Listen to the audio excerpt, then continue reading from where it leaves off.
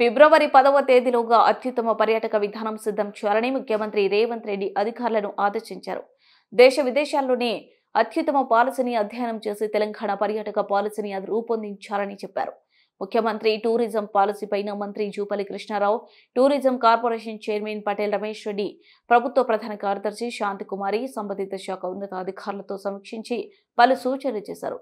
దేశ విదేశాల పర్యాటకులను ఆకర్షించేలా పాలసీ ఉండాలి. ప్రధానంగా టెంపుల్ ఎకో టూరిజంపై దృష్టి సారించాలి. రాష్ట్రంలో ఎకో టూరిజం అభివృద్ధికి ఆస్కారం ఉన్న అవసరమైన ప్రాంతాలను గుర్తించి అభివృద్ధి చేసేలా ప్రణాళికలు ఉండాలి. సింగపూర్ తరహా ఎకో టూరిజం విధానాలను పరిశీలించాలి.